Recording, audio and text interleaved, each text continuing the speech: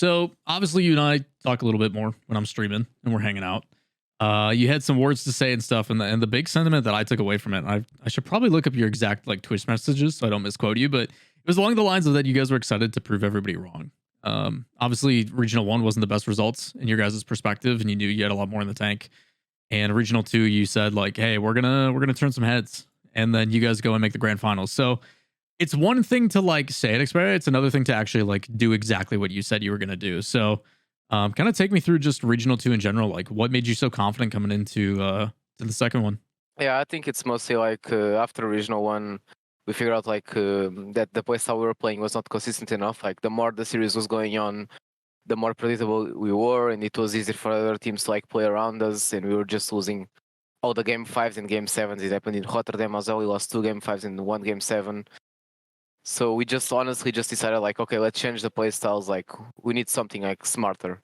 Like, you're seeing the meta is changing a lot as well with Carmine and Genji, where it's like more around the team base and like just solo playing everything until success. So we decided to like play a playstyle more around that way. And like the first day of scrims, like obviously it was kind of honeymoon phase and everything was working alright.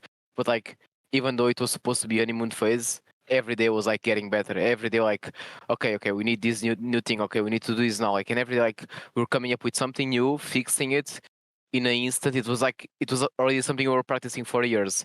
And then like every stream we're winning every stream. Like I remember going on Cash stream and someone was joking, "Oh, Quadrant and Liquid on final or something." And it's like he was saying, "Oh yeah, but don't meme it, Xpere, because you know you're destroying us." It's like every scrim it was like 7-0, 6-1, like destroying everyone. It's like the confidence. So even though like even if it was not playstyle or anything, like the confidence was like at any time, big time. So it's like at the end of the day, the playstyle helped, but the most important thing I think the playstyle gave us was confidence that we were lacking for the past few months, honestly.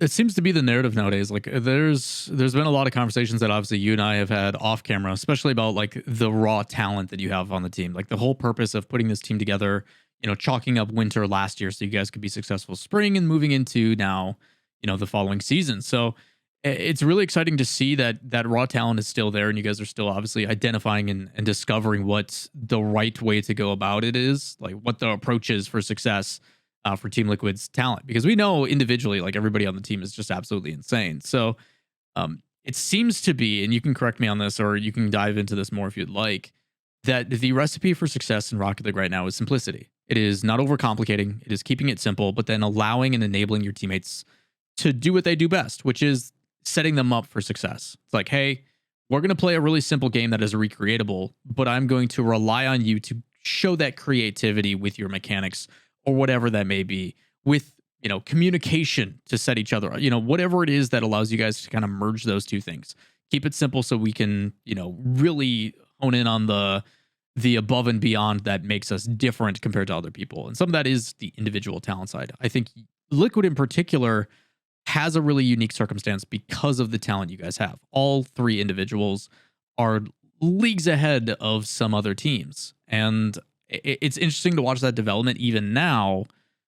So I guess ultimately when I look at Liquid, is that something you guys are still focusing, trying to simplify it so it's recreatable and then emphasizing the mechanical side of things, or No, yeah, 100%. One of the rules, like I always had, like as a coach, it's like, especially with this team, is like I say whatever I want to say. Like, if I want you to change something, you're gonna change something. But it's like when they have the ball, it's their decision 100%. I'm not gonna be telling them like what to do with the ball or right? what is the best decision. Like they have the ball, bro. You're mechanical. You do your things. Like I just expect you to not be flip preset after flip preset. Like be unexpected. Like sometimes try to do something weird. It doesn't matter, but it's up to them 100%. Because it's like you say, creativity. Like all these mechanical players that you see doing these mechanical insane plays. It's like they're not thinking about it. They just do it on a second. It's creativity. It's like by allowing the players to be creative is like what you allow them to like pop off out of nowhere. If you just like strict a player to doing just certain things when they have the ball, they overthink the game so much they're gonna be super inconsistent with mechanics,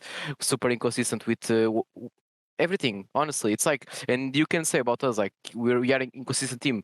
Yes, we are inconsistent when it comes to results, but one thing is for sure, like you won't see us or the team being bad at mechanics any tournament. Even if we're not doing the result good, the mechanics are always there. It's just something else going on behind the scenes. It can be playstyle, it can be the mentality, or even stress that's going on behind the scenes that no one knows about. But one thing that's always there is like mechanics, and that's one of the reasons why the team is so consistent, because the creativity that it's allowed. It's like, I don't care if you go for one flip reset and it was the bad choice. No, like, you tried it for a reason because you thought it was a smart idea. I won't talk to you about it. If you got blocked, fine, you tried it. Maybe the problem is not you getting blocked. Maybe the problem is your teammate behind you not trusting you or something. There's a lot to think about the game. But talking about the simplifying thing of the game as well, it's like, it's super important. Like, a lot of coaches, and I'll just say it, it's like they see the game in such a way that like makes no sense to me. It's like they see a situation that it's so simple. Sometimes it's just about like how the player hesitated to go for the ball, or the other player could have just not gone for the challenge. Something so simple, and they try to talk the game in such a way that but doesn't make sense. Like, oh, here you should have turned left, then right. Like, try to overthink the game in such ways that, like, in my opinion, makes no sense. And like, Rocket League is such a situational game that the only job of a coach is prepare the players the best for the best way on each situation. It's like, there's play styles. Yes, you got to overthink to a game to a certain limits, 100%. But there's levels of overthinking. There's levels between like what you should do when you're challenging the ball, what is right, what is wrong, because there's right and wrong. Obviously, there's right and wrong on. For us, a right situation might be wrong. For other people, it's play styles 100%. People have different perspectives of the game. That's why people have different play styles. It changes, but there's right for us and there's wrong for us. And we try every single time, we try to make the right decision. And if you make the wrong decision, that's why we watch the replays and we'll be like, okay, this is wrong. We need to make this, or this. Or there's multiple number of situations. But the most important thing is like making it simple. There's X amount of things that we can do when you're challenging the ball. You can go for the ball, you can fake challenge it, you can not go for the ball, you can go for a demo, you can do just drive by, you can do a lot of things. But a lot of the coaches, in my opinion, a lot of teams overthink the game to a certain situation where it's like, oh no, here you need to go to the ball to there, then fake challenge him, then go demo the keeper, then go back, then go demo, like overthinking the game to like such level that like the players are not allowed even to think about what they're doing. All the players have to, it's like they're robots. Like, okay, every time you do this, you just do this, turn left, go in net, turn back, go in net, turn back. Like, players are not robots. You need to allow them to be creative. You need to allow them, like, when players do like score open, it's because someone went for a demo out of nowhere. Like, bro, like, no one is watching your replay telling you like, okay, go demo. If you miss, turn around, go demo. If you, no, it's because the player's creativity, he thought, okay, it's a good idea to go for a demo here. But that's because when they were watching the replays, they're like, okay, in these certain situations, it's right to go for demos, and it's wrong to go. In this other situation, it's wrong to go for demos. And the player starts learning when it's right and it's wrong, and they start playing simple the game. And this way allows the player to be smart about the game, don't make dumb decisions, so play the game smart, and also still have that space for creativity, which is the most important thing. Yeah, I think it's a really interesting hybrid because the game itself, like when you break it down in very simplistic sense, where like when I coach it to people, it's like there's one thing you should do as a player, and you go through like a checks and balance system. Are you the closest to the ball? Yes or no? If the answer is yes, do you have the ability to get to it first? Yes or no? And after that, can you do anything successful with it? And once you go through those things, those all happen as like an instantaneous reaction. You can then make an appropriate decision. And that then gets paired with more options based upon the communication with your teammates and the positioning and you know your game awareness, things that come through reaction, which is what Rocket League is. But when you really break down Rocket League, the reason why it's so successful as an esport is because of its simplicity. But that doesn't mean the skill ceiling isn't incredible. It doesn't mean that there isn't a bunch of creativity to be had. And giving your teammates and your players the tools for success of saying like these are scenarios that I want you to think about, but I entrust you to make those decisions on your own. I think is a really good mentality to have because I do agree. You know, it's something that I don't think the general public gets to really notice. We don't get to peel back the curtain and see what actually goes on for a lot of coaches because you guys obviously keep that stuff close to your chest, rightfully so. You don't want to give away strategies. So it is always interesting to hear. I wouldn't even call it criticism, but like your take on how some other coaches may approach it because it is a generalization. It's not like you're saying every coach is like that. There is just some that you maybe, obviously. yeah. So it's for people watching, it's always exciting to be able to hear more about the behind the scenes stuff that goes on. That's why people have been loving the translated interviews that you're seeing out of the K Corp guys. And, you know, when Mew was super involved with that with BDS when they were in the limelight, all that kind of stuff is just people are interested and invested and hearing the stuff that we don't get to hear about. For the longest time, it's like, I don't know if that coach is good or not because I have no idea what they do because they don't talk about it. So it's definitely a complicated thing, but the one thing you emphasize a lot is mentality. And I think it's something that even when I was with the RLCS way back is something that we knew as some of the older guys in the space that mentality was going to be a big importance. I don't think it was as important back then. But we knew like being and having a good mental, running on a good routine, working out, eating healthy, just having a good everyday life, both inside, outside, and stuff like that, does have an effect on your play. So I do feel when you simplify the game and you also then pair it with, making sure that mentality wise, you guys are in a good place, it is going to set you up for success. So my curiosity is two things. Obviously, we're going to talk about the timeout because we have to. But the first thing is the mentality. What was there a difference in mentality for Regional 2? Was there something that you guys did differently leading into put yourself in a position, or was it primarily play style? Because I think it kind of goes hand in hand. Like if you guys come in with a play style that makes you confident, mentality is going to be a much more positive thing. But at the same time, I don't know if there is like direct steps you guys took to be like, hey, let's focus on our mental this week in these ways. I'm curious if you can provide some insight on that. No, I think it's mostly like what's going on before was we already kind of building up a lot of stress inside of the team. It's super normal in this scene. Like whenever things are going wrong, you just kick someone, and we've been a team for like 1 year, 2 months already. Yeah. So it's like we're gonna through like a big rough patch, especially after the Rotterdam major. Like it was super bad for us. Like we lost 2 game 5s, we winning 3-1 against Genji, and we threw it, and like we kind of just came into this split just like playing normally, Mhm. like nothing's gonna happen. And like after the regional was done, like it's like a split, just like something just happened. Like everyone was having problems with each other. There's a lot going on in the team, like a lot of inside stuff that it's unnecessary to mention. But I think honestly, like the playstyle, obviously it was major dealing for us. Like it's a big difference from what we was playing before, and like it helps a lot. But like we were kind of just like needing of some inspiration to like have a reason to actually play the game again, because it felt like what was going on to the team. It's like, yeah, this split is just gonna go bad, and someone might want to leave, or someone might want to be, because it's been happening. Like every single split, someone is getting offered to go somewhere else, and like the top orgs, top ones, like actually that like in the amount of like offers that have been happening to this team, and no one knows nothing about it. It's like everyone wants a piece of one of them, and like sometimes knowing that and having to go through bad results and like understanding, okay, if you don't perform, someone might wanting to leave. It's like it builds that pressure. But like the place was like, okay, let's give it one more try, guys. Like, come on, like we are insanely good at the game. There's no reason for us to not be good. It's just okay, we have a reason for it now. It's a playstyle, so let's focus 100% on the scrims, focus 100% on LCS, and like it gave that like motivation to like, okay, boys, we're gonna do this now, and we did it. Honestly, it was just needed that one thing. It could have been something else, but it was playstyle this one time, and we changed it, and it was a necessary part, like the missing piece, at least for this split. I think it's really interesting too because obviously you guys do have a very young team. So not only are they growing as teammates and players, but also as individuals. There's a lot of maturing that has to happen still. And not to discredit the guys by any means. Like I think you have a goofy bunch, but for the most part they carry themselves pretty well. So it's always an opportunity, I think, when those stressful situations to where you can learn and grow from it. So I'm excited to hear that despite those stresses and those frustrations, like yeah, you say you lost two really tough game fives. You also took Genji to game seven in a really close series that came down to one goal. And that's the difference between making the semifinals versus getting eliminated in the quarterfinals. Like you guys are right there. Like you guys are part of that team that can also push them to their limits that everybody deems, one of the best teams in the world right now. So I think it's so difficult because we only see the successes and people only focus on the K Corps and the Gen Gs because they're winning everything.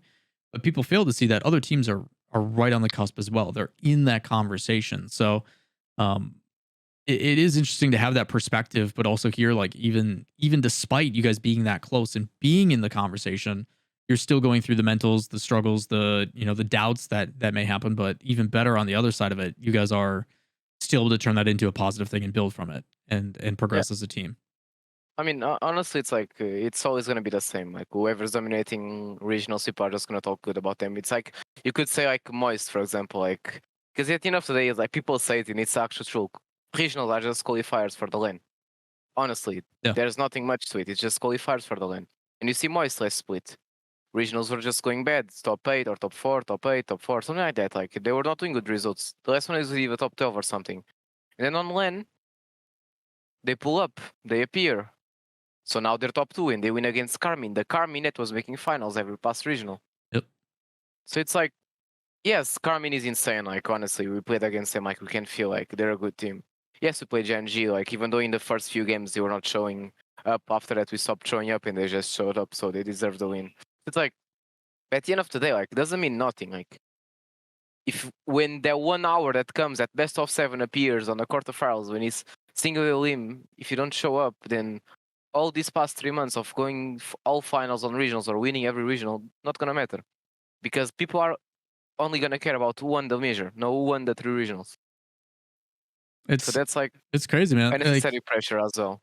people don't understand. Like, it is the woes of, well, yes, you need to show up when it matters most. When you think about someone who is in those moments that's put in, hundreds of thousands of hours, all for it to just come down to literally one moment. It's also what makes us love those moments. It's what makes it special. It's what makes the majors what they are, because all that effort comes down to literally, like you said, an hour. It's 45 minutes to an hour of your time, and everything that you've worked hard is just this one thing.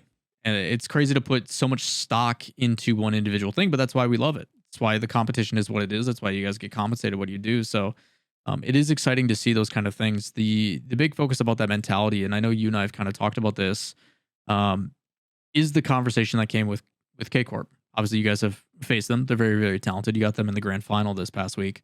You guys obviously were up 2-1 in the series. Things were going well. And then you came out of a timeout that they took, and you guys got beat 8-1. And there was this big thread in this conversation about, why didn't you guys take a timeout to neutralize this and that? So I'm going to give you the floor and kind of talk me through that series. You guys lose 8-1 after they call a timeout, and you decide not to. You guys lose the next game as well. Then you call a timeout when the series is, I think it's tied. No, they're up 3-1. So you guys are facing match point. So a lot of the conversation is, why didn't you call a timeout immediately after that big loss to slow momentum? The stats all show that, like, you're more likely to, like, you're 80% more likely to win when you call a timeout when you're ahead. Like, all these things that state this is when you should do it. So with us just talking about mentality and everything else, from your perspective, with no character limit, tell us why you didn't. Can I give a bit of a background first? Yeah, the floor is yours, man. You tell me everything you need to, because I'm sure the people at home are like, I want to know. Like to start off, like basically, like even though like we did the whole playstyle change, like we still had like a very few, like 2 weeks, not even that, like maybe like 11, 12 days to do things. So like, yes, I was explaining like before as well, like the whole like simplifying the game. Obviously, like you have to overthink the game. Obviously, like at the end of every scrim, or for example, like I do with Oski before scrims, I would open a replay, show him like what's wrong, what's right, and tell him this scrim you gotta do this, and then you do it for 2 hours, and without doing a chronic, I'll do it after scrims. So it's like it was a very short amount of time to actually like put it everything in your brain. And regarding the mental part, like our mental coach said one thing once, and it was like one of the things that like stayed in my mind, which is like on the high pressure situations, your body is gonna do the thing that they're most used to. And what's that? The playstyle that we played for the past year, which was like that full ball chase playstyle with Ato and Oski full ball chase. A Chronic staying just looking at the ball. The second that they try to get a clear, Chronic is ready for the ball. He beats everyone to the ball. Meanwhile, he makes 2-3 seconds with the ball in the air. Ato, like that, it's a repetition. It was a whole playstyle, even though people thought that was like only ball chase. Like there was a big reason why sometimes we could maintain it for 4 minutes. Like we actually had a whole team plan going on, like why you could make it. It was working at the time. And it's what happened against Carmine. It's like there was nothing going on. The only thing that happened after the 2-1, after the timeout, was like they stopped our momentum and kind of like gave us the time to think, okay, we're actually playing good. The playstyle is actually working. We're gonna beat Carmine. And I started getting to everyone's head. Everyone started getting nervous. Okay, there's a chance to win. There's a chance to take down Carmine.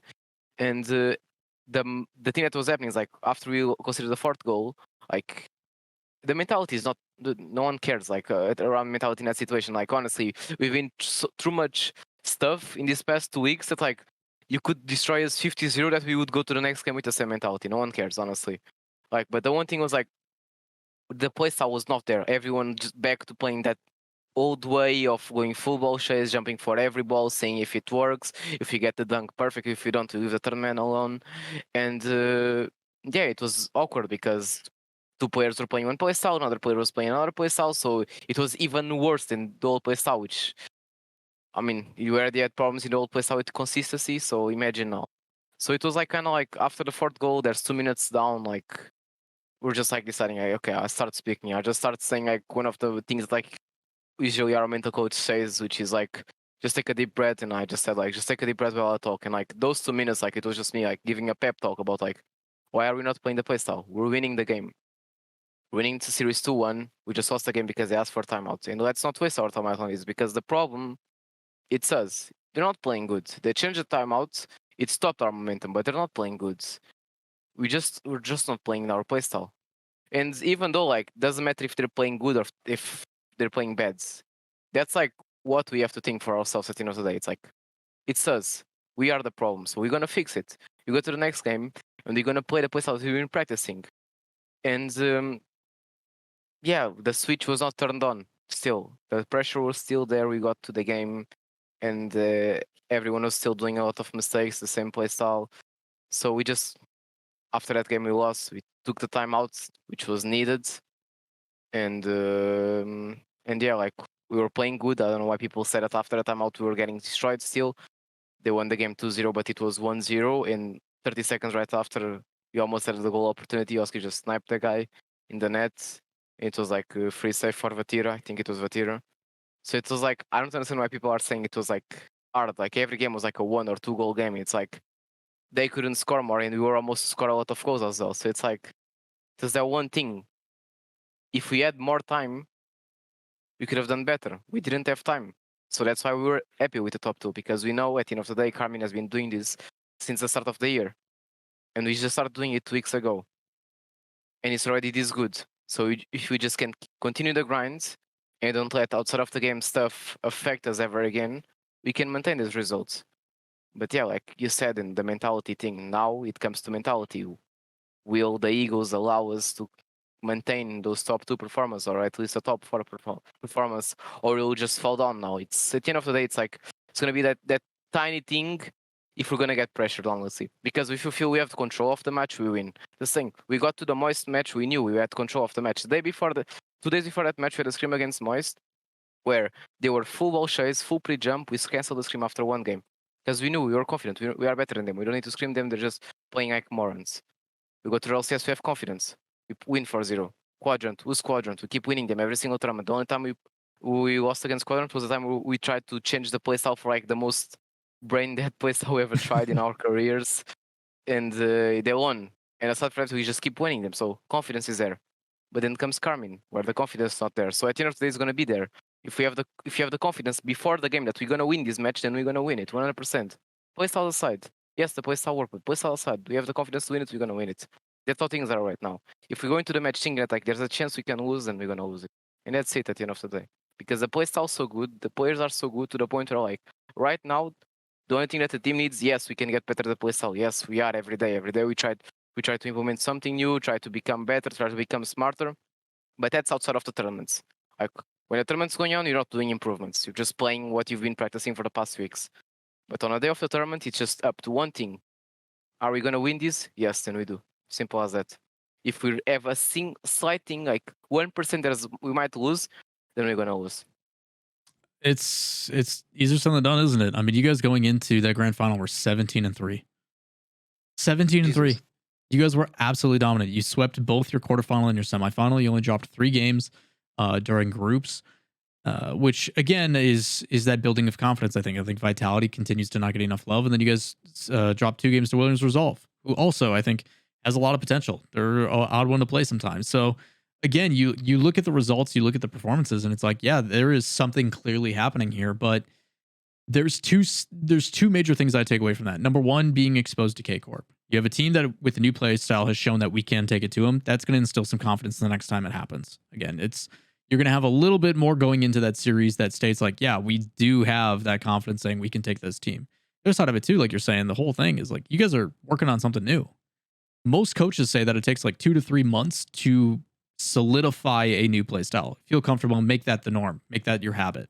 So when you guys do fall under pressure, you don't retroactively go back to something that is no longer effective. You know, that is your standard or your default. So the fact that you guys are still building, have the results you are as convincingly as you are, I think is something very exciting. And also very scary for everybody else in a region like Europe, where it's like it's a coin toss, man. Who's going to the major? Other than K Corp, I have no idea. Which is exciting as a fan, but for you guys, you know, to get that second place appearance, I think you guys need like a top 8, and you're pretty much in. So again, there's a lot of parity that happens in the region over in Europe, and the fact that you guys are, despite that, still trying to innovate, still trying to make change ups from week to week, which is risky. You know, the fact that it is being rewarded, I think, is commendable. It's something that again you're trying to stay ahead of the curve. Too many people get complacent, and then it's too late. So I Yeah, I think, think it's with what you're saying. It's a simplicity thing. It's like if you're able, like me as a coach, if I'm able to tell my players the things I want them to fix in a simple way, they're gonna fix it. Obviously, if a coach is gonna overcomplicate everything, then they're gonna take time to think about it. They're gonna take time to realize why they want that. But if myself as a coach, I can look at the mistake, like, and I know what's wrong, and in 3 4 words, I can explain to him why he's wrong and what it needs to be right. My player is gonna understand it. Like, not only my player is listening to me in in replays. I watch replays fast, effective way, not go left, right. No, sure. effective way. Why is this wrong? You need to do this. Simple as that. And in scrims as well, when they do a mistake in scrims, I instantly speak. Like there's no fear of saying, like someone says, "Oh, he's lucky," and I just say, "No, you just did this wrong." Simple as that. And that helps that building of like what's right and what's wrong that I was talking before, which is the one thing that's like that's how you become effective at changing these playstyles in like so fast. It's like we make a change. Like for example, Hato, one of the biggest changes that he ever had in his career as a player. I told him in less than 1 minute what he needed to do.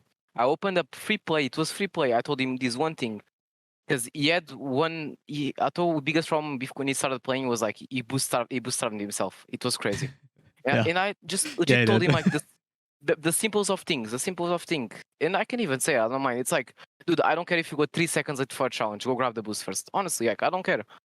It was the one thing that he did that completely changed the way he played the game. And he was able to receive that message in 1 second, even though his English is not perfect. He received that message in 1 second and learned it in the next. Why? Because of the way I explained it to him. Because I didn't show him 300 replays and told him like why is this wrong and this should be right. No, I just told him, I need this from you, and you're gonna do it. Simple as that. Efficient, simple, and they do it. That's how we were able to, like, in less than 2 weeks, to change things. If there's something wrong, we fix it in one day, not 2 days. Major, we had problems with the chronic playing a different way. We went to the hotel, opened up replays the chronic. Tomorrow, we need to fix this. The day after, tomorrow, pull the best rating of the team. Do you It's just think the way you explain things to the players. Do You you don't think need. a lot of that is due to the players that you have? Because I feel like this it wouldn't be received as well depending on if you have other talent. But I think a lot of that and the reason why you are as effective in the way that you are is because the players that you do have on your team. There's a lot of respect I think that they give you and a lot of trust they put in you, and you've led them in a very good way. Do you feel you would have that same type of success or that same type of that same type of like receiving of information if it was somebody else? Honestly, it's just up to egos at the end of the day. Like, as it's like you've seen there's some clips going on Twitter about the Rainbow Six coaches, and like Yeah, yeah. honestly, what the Rainbow Six coaches, I do the same here. Honestly, it's like if they're playing shit or if they're being like egoed or something, someone's gotta tell them. And the thing is, like, too many coaches are like, "Oh, can you do this, please?" Oh, no. You assert what you want from your players. If you're not a good coach and if the things you're asking don't work, then you get out, try someone else or something. But you are a coach. You just don't ask things, you demand them, and they do it. And that's how things should work. And that's what a coach in football, the main important people on the job is a coach. If the coach is not delivering results, they kick him, get a new one. Same thing here, and it's how it should be. I do my job. the way I do it sometimes might be strict. Sometimes I might be a bit bossy with them, tell them to do the things, and they might not agree with me at the first, but then I prove them wrong. But at the end of the day, I'm doing things my way. I'm demanding things from him. I show effect on results fast enough. Yes, it might sometimes things might be a bit rough here and there, but I show it. If someday I stop showing results, get me out, get someone else in my place then. Honestly, simple as that. Just Man, demanding from your players. If they don't want, it's egos then. And someone can change a player ego. I don't know how else to end the interview other than that, man. That's a statement piece, and I love to hear it. You know, like again, there's a lot of confidence in you, and you know, there's proof in the pudding. You know, you're willing to assert yourself and make those changes, and clearly it's showing. So, man, we went over time as always. That's just how these things usually go, but All good, all good. it's always a pleasure, man. Thank you Yeah, for it peeling was back the awesome curtain. chatting with You you. know, providing some insight, all that kind of stuff. But before we close out, obviously, floor is yours. If there's anything you want to say, anything you want to do, feel free to speak if you want to shout out the boys. Obviously, they're over on the side, kind of playing and messing about usually. So, yeah, floor is yours if you have anything you want to thank or say. I mean, mostly just want to say like to everyone as well. It's like you can't expect a team to be like Carmine Corp or Gen G, like where they just bring the same amount of results every single time. Like support your teams even when they're losing. Like I see some crazy tweets of people like going crazy at like one player for playing for a team or one team for underperforming. Like, support your teams. Trust them to the end. Trust them like every single time, every single split of us. We started bad and we growed our way throughout the split into the last regional, and then we went to the major, and both of them were the top 8 and we lost to the winning team. But it's like it's that trust, that building of trust. Like the fans give. Okay, Liquid is getting better now. Okay, let's trust him. Liquid is getting better. Okay, let's trust him. One day we're gonna win it. If we don't, it happens. But it's that building of trust. Doesn't mean that we did the top 8 now. Doesn't mean if we top 12 now and then last regional we won. Doesn't mean. Why? Because you need to trust us. It's a process. And if things don't work out, then they were not meant to work out. But if they are meant to work out, like it happened multiple times, then things will work out perfectly. As long as there's trust from everyone, from the org, from the players, from the coach, from the fans. Because one of the most people not understand is like fans are the +1 of every team. Every team plays with 4 players. And if the fans are there for them, everyone's gonna trust. Do you think like Carmine this amount of confidence comes from? They're good. Don't get me wrong. They have confidence from their own skill, but the fans, they have so much support. They have a bad result. Everyone's on Twitter. Nice try, boys. We trust you. Go next regional. Like that support. It's what makes the player want to go next regional and do better. Not threats on Twitter or whatever people do. Oh, you're so bad. Don't play the game anymore. No. Trust your own team. Trust your players. Give them confidence. That's the most important thing. Like if we do bad now and we still make major, trust us. We still have a major to play. Don't just start talking bad about everyone, going on Twitter saying, oh, Liquid inconsistent again. Like, that doesn't help. But yeah, I guess that's like what I wanted to say, honestly. Hey, man, there's enough negativity in the world. The least things people can do is support the people they care about, you know? So glad to see the support is there for you guys as well. Obviously, you guys are boot camping this week. So I will let you get back to it, man. As always, it's a great pleasure to be able to sit and chat and pick the brain of one of the coaches here in Rocket League. For the boys on Team Liquid, it's Xpere. You guys got a crazy regional 3 coming up. So best of luck to you guys this weekend, and looking forward to the success of the new play style, man. It's looking spicy. So curious to see if we see you in the grand finals against K Corp, because at this point I'm pretty much assuming they're going to be there. So hopefully you guys are too. I hope we win this time though. Hey man, you never know. You never know. It's the beauty of Rocket League. So again, Xpere, appreciate you taking the time, and we'll talk soon. Okay. All right. Have a good one. Yeah, you too.